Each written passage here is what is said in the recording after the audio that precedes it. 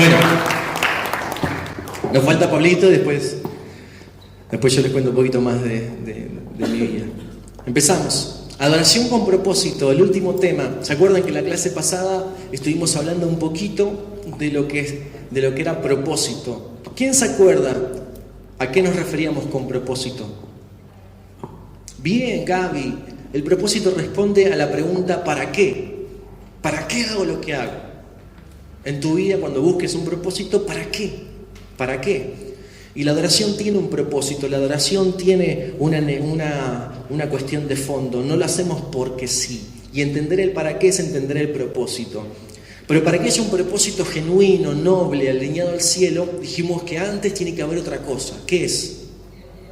Una buena motivación, exactamente. Y la motivación responde a otra pregunta. La motivación responde a ¿por qué hacemos lo que hacemos? Entendiendo el para qué, vos vas a poder estar enfocado. Pero si no tenés una buena motivación, quizás el fruto no sea el fruto que el cielo espera, o lo que estás haciendo, la consecuencia, el resultado, va a estar corrupto. ¿Por qué? Porque tu motivación es corrupta. Los fariseos tenían un buen ¿para qué? ¿Por qué respetar la ley? Pero su motivación era mala. ¿Sí?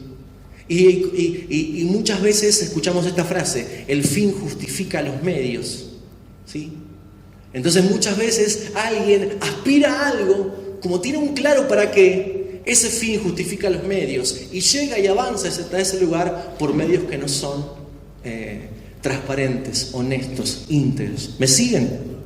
En el Señor el fin nunca justifica los medios. El fin no justifica los medios. Porque ¿a qué costo vas a llegar a donde llegas? El sistema tradicional, la cultura de este mundo, trabaja de esa manera. Con tal de tener un ascenso en tu puesto laboral, cualquier persona se justifica y hace cualquier cosa con sus compañeros para poder ascender a un puesto. Aún en la iglesia muchas veces sucede que el fin pareciera como que justifica los medios. Entonces en la iglesia muchas veces muchos objetivos queremos alcanzar, pero ¿a qué costo? Y el costo es muy elevado. Y pareciera como que ese fin justifica pagar ese costo.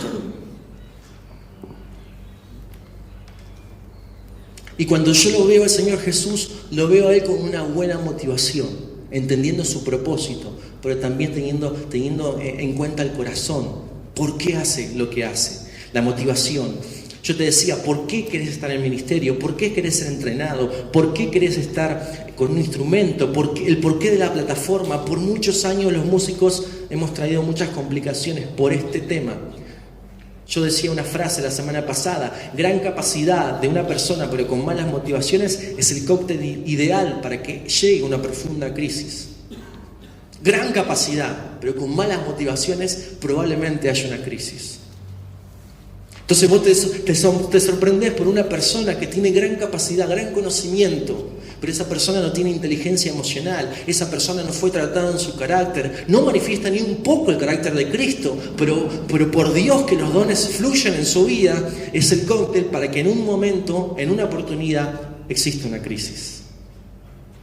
Porque Dios no usa capacidades, Dios usa corazones. Si no, Dios hubiese dicho: estoy buscando un predicador, estoy buscando un músico, estoy buscando un médico. Y Dios está buscando hijos, Dios está buscando corazones. Después el rol que ocupas, eso lo vas a perfeccionar. Porque dice Filipenses 1:6 que aquel que comenzó la obra será fiel en perfeccionarla. No somos perfectos, pero somos perfeccionados. ¿A qué se refiere? Que el Espíritu Santo cada día te va perfeccionando. Dios no busca perfectos, busca personas que se animen a dejarse perfeccionar, a dejarse trabajar por el Espíritu Santo. Entonces, Dios no busca capacidades, busca corazones. Hablamos de David, detrás de las ovejas, cómo él pudo entender esta cuestión. Y dijo: inclusive hay pensamientos, inclusive yo sé que dentro mío hay intenciones que desconozco, que están equivocadas, pero necesito que Dios me las muestre. Porque el corazón humano me engaña. Y él escribió en el Salmo 139: examiname, oh Dios, mi corazón. ¿Cuántos estarían dispuestos a hacer semejante oración? ¿Estarías dispuesto a que Dios te muestre lo que hay en tu corazón? Porque probablemente haya miserias humanas profundas. Pero David estaba dispuesto. Y por Dios, que es increíble. David le dice al Señor, probá mis pensamientos. ¿Y acaso uno dice, bueno, pero por pensar mal estoy en pecado? Y claro, cuando los fariseos venían frente a Jesús y decían, nosotros cumplimos la ley. Hablando del versículo de David, que David dice, examiná mi corazón, probá mis pensamientos, Dios, para ver si hay camino corrupto en mi vida, si algo se ha corrompido en mi corazón. Y los fariseos venían diciendo, cumplimos toda la ley. Y Jesús dijo, ¿sabes qué? Ustedes dicen, claro, yo no maté a nadie. Pero yo os digo, que aquel que habla mal de su hermano, ya lo mató en el corazón. Claro, y frente a eso los fariseos, ¿qué hicieron? Quedamos afuera. Venía otro fariseo y decía, y bueno, pero yo de repente tengo una sola mujer, nunca le fui infiel a mi esposa. ¿Y qué dice Jesús? Si en tu corazón codiciaste a la mujer del que está al lado, adulteraste, le fuiste infiel como aquella persona que sacó. Todos los fariseos dijeron, quedamos afuera. ¿Por qué? Porque aquellos que se valgan de la ley van a quedar expuestos a la ley, porque nadie es libre de la ley. Y el Señor Jesús levantó la vara. Y Él puso la vara ¿dónde? En el corazón. Porque los fariseos, de hecho, de acción, no infringían la ley. Pero su problema ¿dónde estaba? En el corazón. Su problema estaba en la motivación, en el corazón. ¿Por qué Él le decía sepulcros blanqueados? ¿Por qué? Porque estaban muertos por dentro, pero por fuera estaban blanquitos. Sepulcros blanqueados. Es más, Juan el Bautista, el último profeta antes que venga Jesús, cuando los veía venir, dice, ¿quién les enseñó a huir de la ira venidera? Ustedes, generación de víboras. Así es hablaba Juan el Bautista. Imagínate, gente que tenía 3 días de camino, que lo venía a escuchar, parecía que los estaba echando, pero él tenía un mensaje que dar. Y le decía, no guarden lo externo, porque Dios está buscando corazones. Por eso es importante que en este tiempo nos animemos a estar enfrente al Señor sin miedo, sin temor a quedar expuestos. Adoración con propósito, entender las motivaciones, entender el porqué. Dijimos que adoración es la vida de Jesús, ¿te acordás? Cuando hablamos de adoración dijimos que nuestro patrón, nuestra referencia es la vida de Jesús. ¿Y qué dicen los evangelios de Jesús en cuanto a su motivación? Fíjate que en los evangelios no solo se asombraban de su autoridad, sino se asombraban de la motivación, de lo que Jesús impartía y manifestaba. En Mateo 9:36, ¿sabes qué dice? Jesús veía a las multitudes y tenía compasión. Mateo 9:36. Mateo 15:32. Jesús le dice a sus discípulos, tengo compasión de la gente.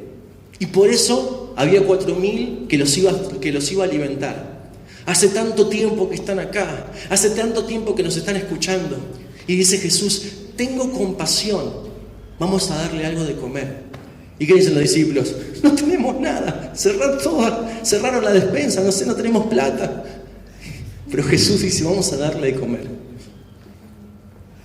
Mateo 20:34 dice que Jesús compadecido sanó a 2 personas que estaban ciegas.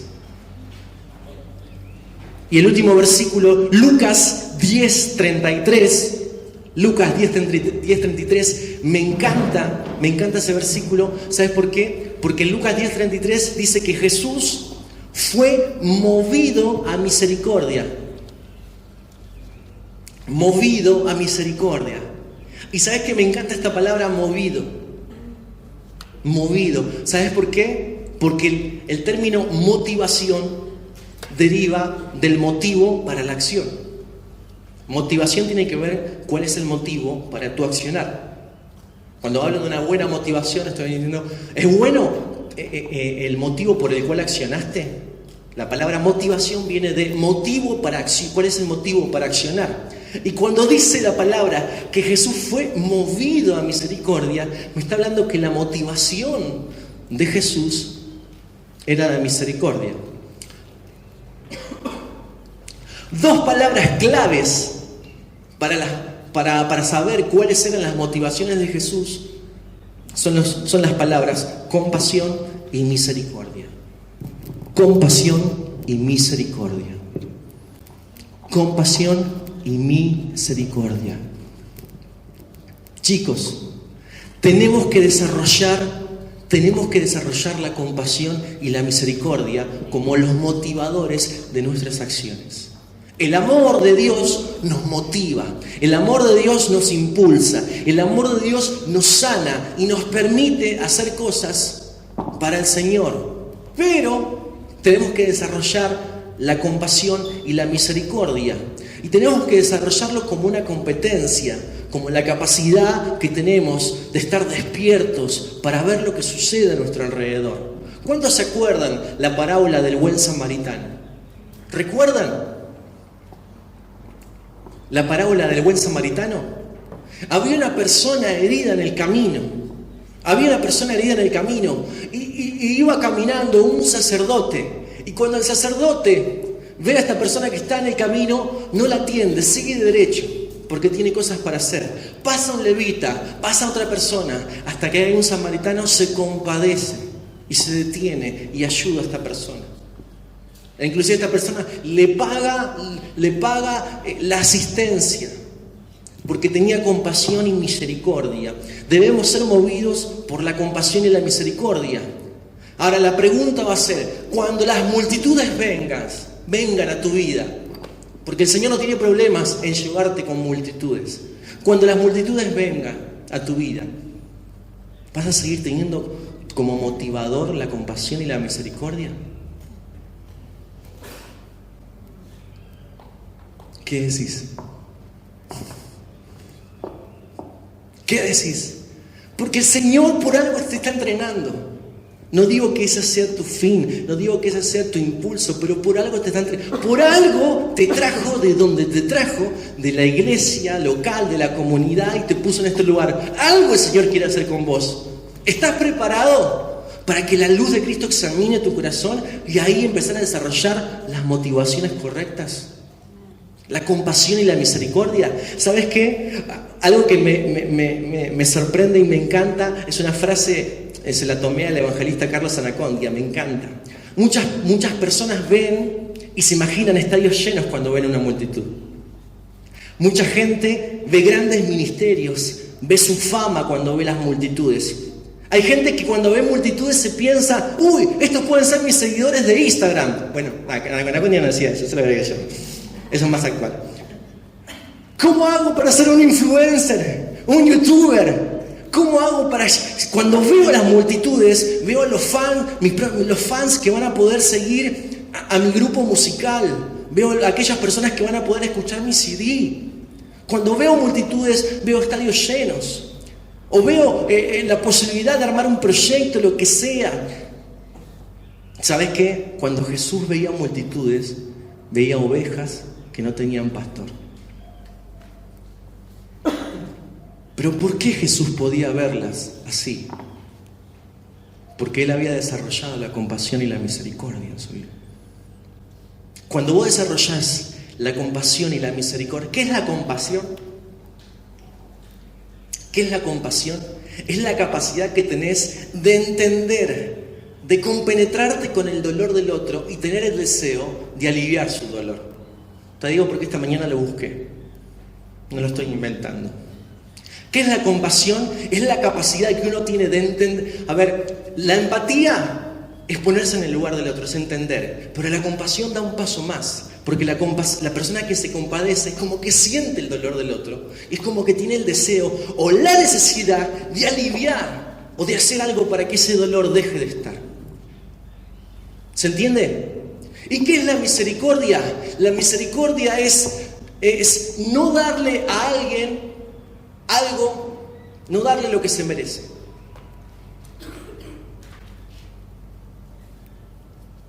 Dios nos tuvo misericordia porque no nos dio lo que merecíamos. ¿Qué merecíamos? La muerte. Pero su misericordia es nueva cada mañana.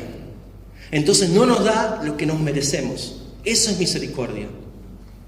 Jesús, cuando ve las multitudes, las ve como ovejas que no tienen pastor, que podamos desarrollar en nuestras iglesias, en nuestras congregaciones, en nuestros sueños ministeriales, en lo que Dios haga, que cada vez que Dios te lleve a ver multitudes, no lo veas como la posibilidad de fama, de éxito, sino que lo sigas viendo como Jesús lo veía, con la necesidad, con el dolor, y que eso sea lo que te mueva.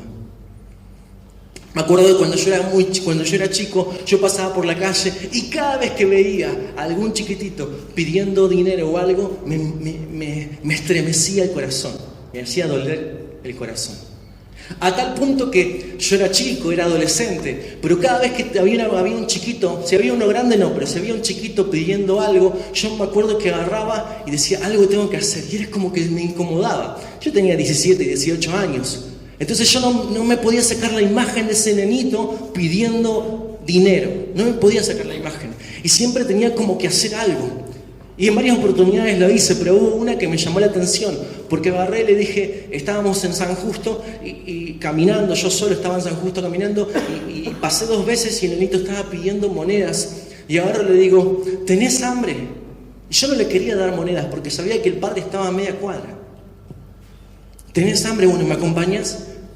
Acá a una cuadra hay un McDonald's. Y me acuerdo que fui, pero eso me llevó la compasión, la misericordia.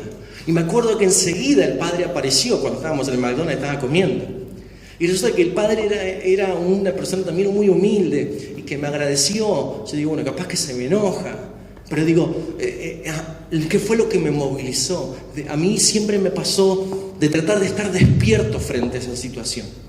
Porque si no pasa como el sacerdote, el levita. Vamos corriendo para la reunión y no nos damos cuenta quién está herido en el camino.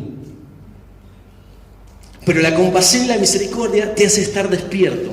2 motivaciones, 2 motivadores que no pueden faltar.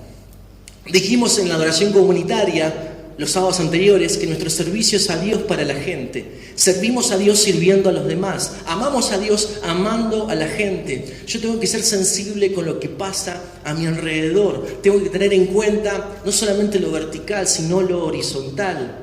En ocasiones, el Señor nos va a hacer llevar la carga de las personas. Aquellos que estamos en el servicio, el reino, en ocasiones vas a tener que llevar alguna carga, la carga de tu hermano, pero es lo que dice la Biblia, es lo que nos enseña la Biblia. Parte de nuestro rol como comunidad es llevar las cargas los unos de los otros. Pero eso, si no hay un buen motivador, corremos el riesgo que eso lo hagamos con otras intenciones. Hay gente que hace eso porque aspira a tener una posición de liderazgo o aspira a una mejor posición dentro de su comunidad de fe. Ahora, cuando tu motivación es el amor, la compasión y la misericordia, es ahí donde hay fruto sustentable, es ahí donde Dios hace algo extraordinario. Es ahí donde no hace falta que tu mano derecha se entere de lo que hace tu mano izquierda. Porque tu motivación a ser tan noble, tan genuina, no importa si tu líder o pastor lo ve. Lo que importa es que el Señor lo vea. Pero porque está la motivación, está el porqué claro. Y yo, ¿sabes por qué te digo esto? Porque es una cuestión que todos tenemos que luchar. Todos tenemos que luchar. En un momento me acuerdo que en San Justo yo quería trabajar esto con el equipo de adoración. Claro, como éramos los primeros en llegar y los últimos en irnos, no teníamos muchas posibilidades de estar con la gente. Y yo, como te dije, parte de la idea de estar en comunidad, ¿cuál es? Estar con la gente. Si no, para eso me quedo en mi casa. Entonces, como no teníamos mucho tiempo, pues llegábamos primero, nos íbamos últimos, un día agarré y les dije, bueno, bien, hoy vamos a hacer algo diferente. Antes de arrancar el culto, para desarrollar la compasión y la misericordia, ¿sí? Tened esto en cuenta. Esta es la anécdota. Antes de comenzar el culto, vamos a hacer esto. Siempre arrancamos un poquito más tarde, no sé si te pasa en tu congregación, a veces no somos tan puntuales, pero decíamos, en vez de arrancar 10:30, arrancábamos 10:45, esos 15 minutitos, allá en San Justo. Y en esos 15 minutitos, siempre, los que estaban sentados eran los abuelitos. Venían primero, estaban sentados ahí, nos escuchaban cómo practicaban, qué sé yo, estaban leyendo, orando, ¿viste? Y a mí me agarré una ternura, me agarraba una cosa de decir, gloria a Dios por esta gente, porque es la que nos sostiene. Una cosa así, ¿viste? Entonces estaban ahí un montón de gente mayor que se ve que acostumbrada a llegar temprano, a preparar el corazón antes de que comience el culto, no sé, la práctica o el hábito, pero a mí me llenaba el corazón, me inspiraba esa situación. Entonces dije, bueno, antes de empezar la reunión, no vamos a agarrar y tener esos 2 minutos para ir al baño, para reírnos, contar chistes, vamos a ir por cada persona y le vamos a preguntar si tiene un motivo de oración y vamos a orar por ellos. Entonces ahí agarramos todos los chicos del equipo de oración en esos 15 minutos de Changüí donde no empezamos. No estuvimos haciendo otra cosa más que ir con la persona mayor y decirle cómo estás, qué sé yo, tener una conversación. Tuvo algún problema en la semana, quiere que oremos, y ir a ver a todos los chicos del equipo de oración orando por la gente que había llegado puntual ese día, por la gente mayor. La idea era poder desarrollar la compasión y la misericordia y desarrollar esto que por amor llevamos las cargas de los demás. Y compartir esa carga probablemente haya logrado en esa oportunidad que cada persona que vino temprana se vaya con menos carga. El Señor haya producido un milagro en su vida, y la oración del justo puede mucho. La oración de fe entre los hermanos produce sanidad. La declaración de fe alineada al cielo hace que las cosas pasen. Entonces por eso empezamos a hacer esto y fue extraordinario, porque los chicos empezaron a tener esta práctica de querer involucrarse con la gente, con la comunidad. Porque para eso estamos. No, yo sigo al Señor, por eso me cuelgo la guitarra, estoy con la... No, servimos a Dios sirviendo a la gente, amamos a Dios amando a las personas.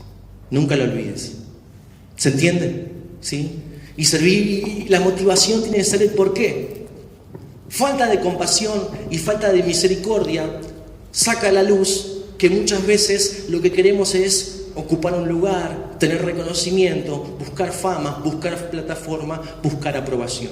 Cuando no hay compasión y misericordia, no es que no hay nada, siempre hay otro motivador que ocupa ese lugar. No, y a mí no me mueve eso, David, a mí no me mueve el ego, pero tampoco siento nada por la gente. Entonces, no es que hay un vacío. Si no te mueve la compasión, la misericordia, algo te moviliza. Es ahí donde tenés que hacer la oración de David. Examiname, Señor, y mostrame, porque no me doy cuenta. A ver, y como hablaba yo esto la semana pasada con una persona que vino a hablar conmigo, esto no es algo que lo resolvés hoy y punto, se terminó. Esto es todo el tiempo, todos los días, hasta que estemos con el Señor. David, pero todos los días. Sí, es así. Luchar con las malas motivaciones, luchar con el ego que quiere ocupar el centro en tu vida, con el orgullo, eso es todos los días. Por eso Jesús dijo, el que quiere ser mi discípulo tiene que tomar su cruz y negarse. Y Lucas 9:23, Jesús agrega estas palabras maravillosas, cada día. Cuando Jesús dice eso, para mí fue una revelación del cielo enorme. Porque me di cuenta que no es que lo tengo resuelto. El día que creo que lo tengo resuelto fue el día donde el ego me convenció. Y yo todo el tiempo tengo que tratar de que ni mis dones ni mis talentos opaquen las buenas motivaciones. Los dones y talentos que Dios te dio son para edificar el cuerpo de Cristo. Es para traer la atención a Jesús. Si atraigo la atención de la gente hacia mi vida, probablemente mi adoración se corrompió. Estoy pervirtiendo mi adoración, arruino la administración. Hubo una situación que me pasó acá en Varadero. Como dijo Gaby, habíamos venido por una propuesta ministerial que incluía muchas cosas, muchas cuestiones. Y me acuerdo que una de las situaciones que tuve que vivir fue que en una de las reuniones me propuso el pastor que traiga la palabra. Claro, yo venía de afuera, qué sé yo, Y agarré y dice, bueno, voy a preparar una palabra que, como dice Pablito, le huele los pelos a la gente. Voy a preparar una palabra, digo, me pongo ahí a escribir, qué sé yo, y bueno, me pongo ahí a escribir, y era la primera vez que iba a dar una enseñanza. Esto pasó hace 7 años atrás. No es que yo no venía predicando, pero era la primera vez en este lugar. Entonces, como que la imagen no es nada, dice la publicidad, pero bueno, en ese momento la imagen era todo, claro. Vos querías dar una buena imagen. Entonces, en ese momento empiezo a preparar, y creo que preparé una palabra que el título era El Señorío de Cristo. Encima me metí en un cachengue que, o sea, doctrinalmente es re difícil, ¿viste? De encarar. Bueno, imagínate, yo ahora tengo 37, tenía 30 años, y bueno, y empecé a hablar, y estuve como 1 hora, hablando. Me transpiré todo, ¿viste? Me costaba seguir el hilo de lo que estaba hablando, pero yo seguía ahí hablando. Y cuando bajo, ¿viste? Bajo re nervioso de la plataforma, qué sé yo. Estoy con Gabriela, ¿viste? Y Gaby, ¿viste? Que ella contó, organizadora de eventos, detallista, ella se ve todo lo que otro no ve, ella lo ve. Ella me dice, bueno, tuviste los pelos para allá, esto que lo otro, me está acomodando todos los detalles. A mí no me importan, pero bueno, a ella como que le importa todo, ¿viste? Entonces, bueno, y agarro, ¿viste? Y me siento al lado de ella, y creo que fue el Señor, fue el Espíritu que le dio esas palabras. Porque me miró y me dijo, ¿qué quisiste decir? Me dice. Ella me mira así y me dice, ¿qué quisiste decir? Me dice. Claro. ¿Qué hiciste? No, ¿qué quisiste decir? ¿Qué? ¿Me liquidó? ¿O no, Gaby? Fue un puñal acá, al corazón. Porque no hay palabra que tenga más ascendencia que la palabra de tu esposa, tu esposo, o la ayuda idónea, claro. Esa, más que ayuda idónea, era... Claro, porque no hay palabra que tenga más ascendencia en la vida de uno que la palabra de tus padres, o de tu esposo y tu esposa. En la vida de uno, la palabra de tu mamá y tu papá tiene mucha ascendencia, tiene mucha relevancia. Lo creas o no, lo quieras o no, porque tiene que ver con la esencia. La palabra de nuestro padre tiene peso en nosotros. Por eso muchas veces un visto bueno de papá, aunque te haya criado como te haya criado, tiene peso. Por eso es bueno perdonar y honrar, porque esas cosas en lo espiritual son importantes. Así como también las palabras de tu esposo y tu esposa. Así que imagínate que mi esposa me diga, ¿qué quisiste decir? Yo bajé diciendo, ¿se habrá entendido algo? Ella me dice, ¿qué quisiste decir? Dije, claro, ella le pone la mejor siempre para entender, porque me ama, entonces habrá hecho el esfuerzo, ni ella entendió. Digo, miren los demás, digo yo. Me acuerdo que yo fui a casa, ese día fui destruido.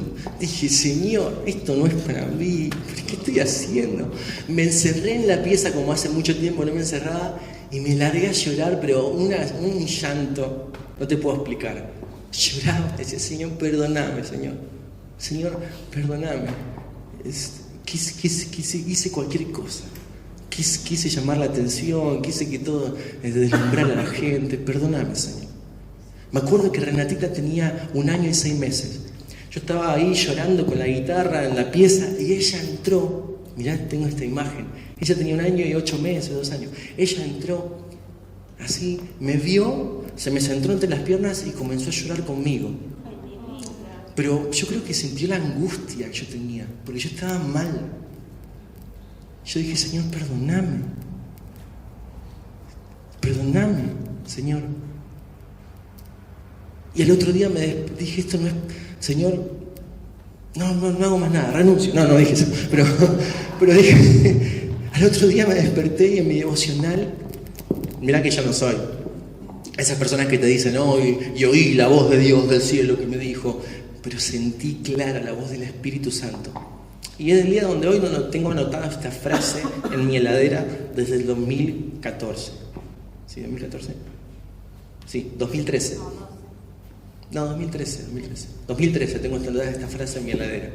Yo sentí que el Señor, cuando yo al otro día me desperté en la mañana y todavía seguía con mi angustia, con mi llanto y con mi dolor, no porque pasé un ridículo, porque hasta por ahí la gente que no entendió dijo, wow, mira la doctrina de este tipo, aunque no sabe de lo que pensó. Mi angustia y mi dolor era por lo que yo le había hecho al Señor, porque no era la propuesta de un pastor, era la posibilidad que el Señor me estaba dando. Y yo no había sido fiel, no había sido íntegro en mis motivaciones. Y sentí muy claro que el Señor me dijo: David, cada vez que tengas la oportunidad, quiero que traigas a la gente hacia mí y nunca la traigas hacia vos. Y yo noté esa frase y firmé ese papel. Dije: Señor, esto es un compromiso de por vida. Cada vez que tengo la oportunidad, voy a siempre buscar que la gente sea atraída por vos y nunca por mí. Pero ¿qué te digo? Eso yo no lo resolví de la noche a la mañana. Es más, en mi vida no está resuelto. Todo el tiempo lo tengo que resolver. Hace 2 años atrás, me pasó una situación. Estaba en un congreso de jóvenes en La Plata, 3.500 jóvenes, ministrando. Viene un pastor y me dice: David, cuando yo vaya a predicar, yo traje a mi músico. Dice: ¿vos no podrías dejarle la guitarra y que cante él? Sí, cómo no, pastor. Lo que usted diga. Estábamos ministrando, era la noche más power ahí. Sábado a la noche del congreso, 3.500 jóvenes. Luces, sonido, euforia, la gloria de Dios, todo lo que vos quieras. Antes que el pastor pase a predicar, la banda se quedaba, yo era el único que salía. Entonces yo me sacaba la guitarra, el muchacho se colgó la guitarra y cantaron, y bueno, antes de la prédica el Señor seguía haciendo cosas. Yo me puse en un costadito con las 2 manos levantadas y seguí cantando. Bueno, pasó.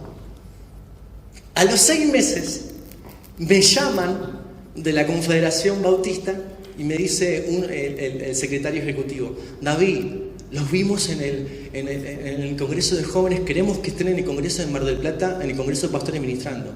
Sí, bueno, pastor, qué privilegio, vamos. Bueno, fuimos al Congreso de Pastores a ministrar, a Mar del Plata. En un break, estábamos ahí en la playa charlando, qué sé yo, con los chicos, y había unos pastores amigos que a mí me conocen de chico. Y viene la pastora Silvia y me abraza: David, ¿cómo estás? Qué bueno verte, te vimos en el Congreso de Jóvenes, qué bueno que estés acá con los pastores. Bueno, la gloria para el Señor, la gloria para el Señor. Claro, porque uno va aprendiendo, y yo lo digo en broma, pero uno va aprendiendo de que uno tiene que aprender también a recibir las palabras de afirmación, porque si no es una falsa humildad. La gloria para el Señor, pero por dentro me muero que me digan que la gloria es para mí. Entonces, uno tiene que aprender a manejar esas situaciones, porque si no tu motivación todo el tiempo está en conflicto. Entonces yo aprendí a recibir las palabras de afirmación, porque entiendo que son buenas y entiendo que está bien que eso suceda, pero entiendo que cuando comprendo que es la gracia de Dios, ahí es cuando le doy la gloria a Dios de una forma sincera. Porque entiendo que no es mi capacidad, sino es la gracia de Dios, es lo que vos portás. ¿Me seguís? Si se corre la luz, en ese momento salen las miserias. ¿Entendés? Y me acuerdo que me dice: ¿sabés lo que más nos maravilló con Mario? Fue cuando en el momento que te pidieron la guitarra y cuando vos se la diste, ¡qué humildad! Decía ella, ¡qué humildad! Y vos te pusiste en un costado y adorabas, y ¡qué increíble! Y ahí agarro y le digo: sí, espera. ¿Sabes qué?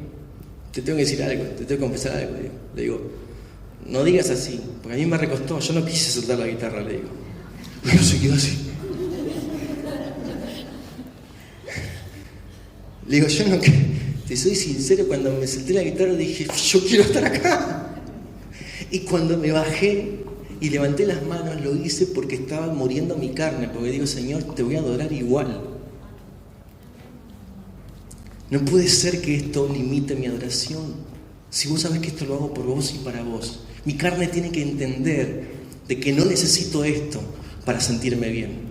De que no necesito el aplauso, de que no necesito la plataforma. Mi adoración tiene que ser igual. Y fue una lucha para que mi carne muera. Y fue en ese momento donde puedo entregarle a Dios ese sacrificio de alabanza.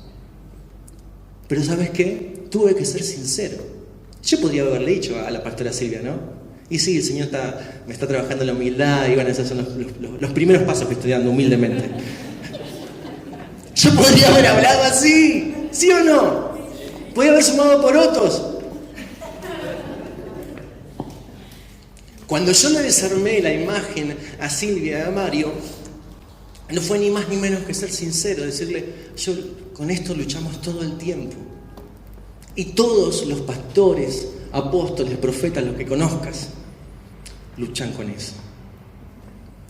Porque la motivación del ser humano siempre tiende a corromperse. La carne, la motivación del hombre siempre tiende a corromperse. Si vos lees Romanos capítulo 2, vas a darte cuenta que la naturaleza del hombre siempre es a corromperse. Por eso, por más que haya gente que intenta hacer cosas buenas en la vida, si no está Dios, en algún momento se corrompe. Un momento donde mi profesor de coaching me preguntaba a mí, no, yo estoy en la iglesia, estamos trabajando en la pastoral, qué sé yo. Me dice, David, pero en vos veo algo diferente. Bueno, le digo, gloria a Dios, qué bueno.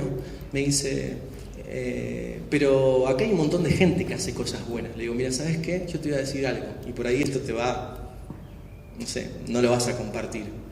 Pero yo creo que por más que toda esta gente que está estudiando coaching y quiere hacerle bien a los demás, si no tiene al Señor, en algún momento se corrompe. Y él se quedó con los ojos así. Le digo, porque la tendencia del ser humano es a corromperse. El hombre sin Dios, la tendencia es a ser egoísta, a buscar otros motivadores. Y por más que haya empezado bien, en algún punto se corrompe. Y eso no es garantía de que estés en el Señor no te corrompa, porque todo el tiempo estás luchando con eso. Pero lo que sí sucede en el Señor es que tenés el poder y la fuerza para que tu carne muera y para como dijo David en el Salmo, guíame en el camino eterno. ¿Por qué? Porque las motivaciones tienen que ver con el por qué haces lo que haces. ¿Vieron que dicen esa frase que dice, no me miren a mí, vean al Señor? ¿Escucharon esa frase? Y claro, esa frase tiene sentido en este tema, cuando hablamos de la motivación. No me vean a mí, vean al Señor, no me vean a mí, vean al Señor. Es que desde la pregunta del por qué está bien esa frase.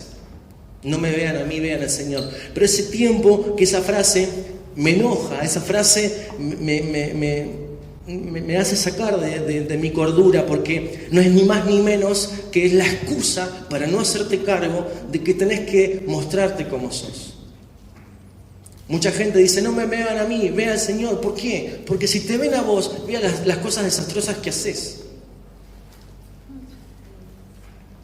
Y cuando yo digo, no me vean a mí y vean al Señor, muchas veces escondo la pereza, la falta de responsabilidad con el Señor. Entonces, obviamente que desde la motivación voy a decir, no me vean a mí, necesito que vean al Señor. Pero desde lo concreto, desde lo natural, necesito que me vean, porque la palabra dice que el que ve al Hijo, ve al Padre. Y nadie va a conocer a Dios si no ve al Hijo. Y la gente va a ver al Hijo cuando nos vea a nosotros. Entonces, desde la motivación, desde lo profundo de mi ser, yo te voy a decir, no me vean a mí, vean a Dios. Pero desde el compromiso y la responsabilidad como hijo de Dios te voy a decir, mírame a mí. Por eso es que muchas veces cuando voy a predicar le digo, yo tengo un negocio enfrente de la plaza porque quiero que me vean, porque necesito que me examinen. No me voy a esconder, porque la luz de Cristo saca esas cosas. En Juan capítulo 3:16, ¿qué dice? Porque de tal manera amó Dios al mundo que dio para que sea salvo. Versículo 17, porque Dios no vino a condenar al mundo. Y Juan sigue hablando y dice, pero ¿qué pasa? El mundo ya fue condenado. ¿Por qué? Porque el mundo no va hacia la luz, va hacia la oscuridad. ¿Por qué? Porque en la luz se ven sus obras. Pero los hijos de Dios tenemos que ir a la luz para que se vean nuestras obras. Y es ahí donde vamos a darnos cuenta si tenemos o no buenas motivaciones. Tenemos que ir a la luz para que Dios nos purifique, para que Dios nos trabaje, para que Dios empiece a sanar nuestras motivaciones. Si las personas ven en nosotros a Jesús, entonces van a ver a Dios Padre. Ruego a Dios por una generación comprometida, para que se exponga, esté dispuesta a exponerse a la luz y no tenga temor de mostrar lo que somos. Ora a Dios por una iglesia que se exponga a la luz y que la gente pueda ver de que es una iglesia transparente. Mucha gente dice, no, porque yo voy a la iglesia y ya desde el vamos, ya hay un concepto equivocado. Yo voy a la iglesia y no tengo que ver a la gente, tengo que ver al Señor. Y me parece que eso es un mensaje incompleto. Me parece que eso es un mensaje incompleto. Yo no puedo ir a mi comunidad de fe solamente teniendo en mi cabeza, tengo que mirar al Señor. Lo demás, no. Porque me parece una falta de responsabilidad no hacernos cargo de que tenemos que hacer las cosas bien. Y obviamente que vas a ir a tu comunidad porque querés ver al Señor. Pero también voy a procurar de que te vean a vos y lo que vos ves de los demás esté alineado a la palabra. Porque es la forma en que ves a Dios obrando con tu hermano, con tu hermana.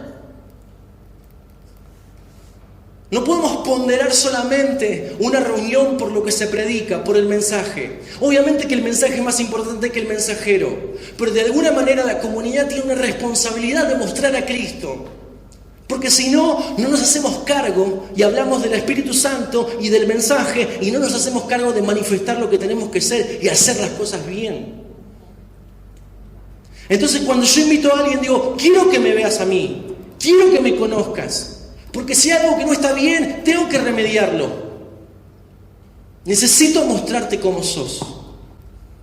Porque dentro de este contexto siempre vamos a aparentar una cosa, pero yo quiero verte en otro lugar, porque es ahí donde vamos a mostrar lo que realmente somos, donde nos exponemos a la luz.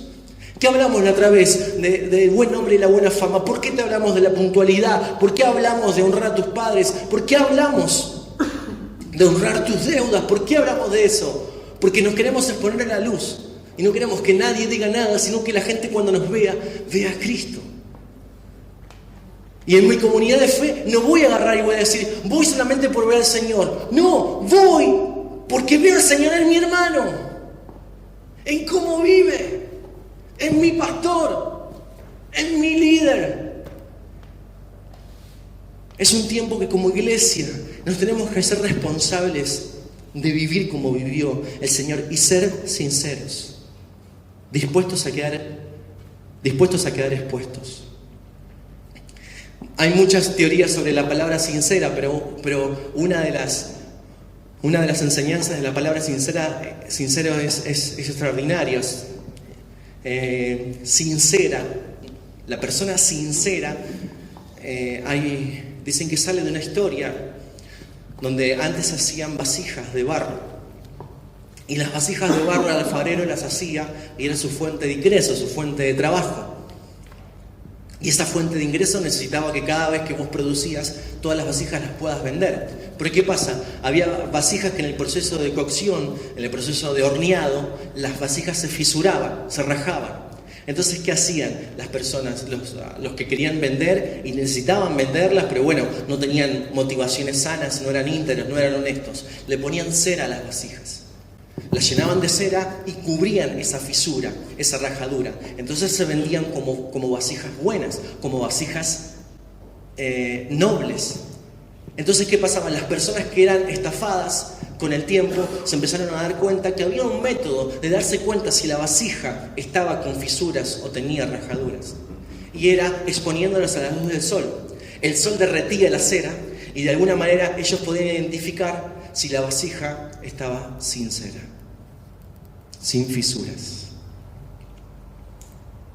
Ser sinceros es no tener fisuras, es no cubrirnos nuestra vergüenza al sol de justicia, que no nos condena.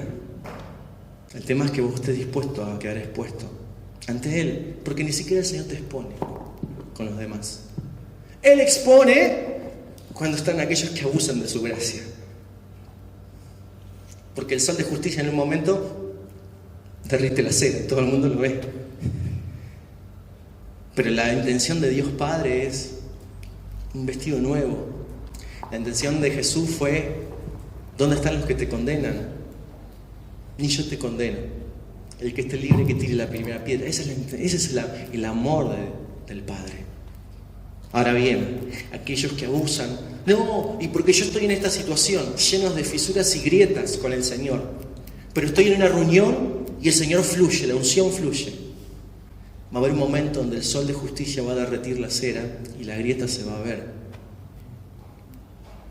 Pero no es la misión que se vea la grieta. El propósito de Dios Padre es sanar esa grieta, sanar esa herida y que se hace una vasija hecha de nuevo. Por eso el alfarero dice que la vasija se echó a perder, pero Él la hizo de nuevo. Porque el alfarero no va a dejar vasijas con grietas. Antes que la vasija tenga una grieta, te echa a perder y te hace de nuevo. Y ese proceso es doloroso. Pero por Dios, que es lo mejor que nos puede pasar. Porque la vasija se echó a perder. ¿Pero dónde se echó a perder? En las manos del alfarero. O sea, si te echas a perder en cualquier mano, y puede salir cualquier cosa. Pero en las manos del alfarero nos echamos a perder. Antes que haya una grieta, el Señor te hace de nuevo. Y el sol de justicia es cuando muere. Pero ¿cómo puede ser, David, que esta persona... El sol de justicia. El sol de justicia. ¿Y cómo puede ser que esta situación? El sol de justicia. ¿Sabes qué perdonar? Uno de los principios del perdón es soltar el deseo de venganza. El de pasar factura. Cuando vos perdonás sinceramente, es cuando soltás el deseo de venganza, de factura. Ya nadie te debe nada. Perdón. ¿Sí? Si alguien te hizo daño, perdoná. ¿Y pero cómo puede ser esta injusticia? El sol de justicia. El sol de justicia. Para terminar, Vita, ¿me acompañás? Ya les pido a los muchachos y terminamos. No te pude hablar del para qué, te hablé solamente del por qué, pero no importa, el para qué va a quedar para después. Hablamos del por qué. En la iglesia siempre algo está por nacer. Alguien dice que en la iglesia hay siempre como dolores de parto porque algo está por nacer. Pablo en Gálatas 4 dice: hijitos míos, por quienes vuelvo a sufrir dolores de parto hasta que Cristo sea formado en vosotros. Esto de las motivaciones tiene que ver con que Cristo sea formado. Porque las motivaciones tienen que ver con el ser, tienen que ver con lo que hay dentro tuyo. Y yo quiero darte esta palabra: no te pongas más mal si ves que hay algo con la cual estás luchando. Si hay algo que estás luchando con el ego, estás luchando con una motivación que no es correcta, no te pongas mal. Significa que estás buscando agradar a Dios. Porque si eso no te movilizara, es porque de alguna manera el enemigo logró cegarte, el enemigo logró ponerte otras prioridades.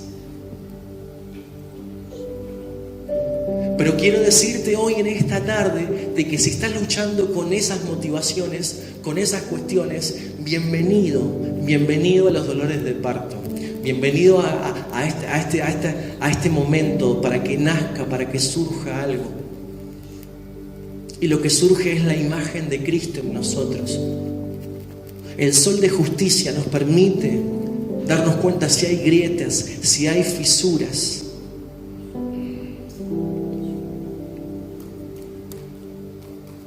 Para terminar con este tema, ¿cuáles son tus motivaciones? ¿Cuáles son? ¿Por qué haces lo que haces?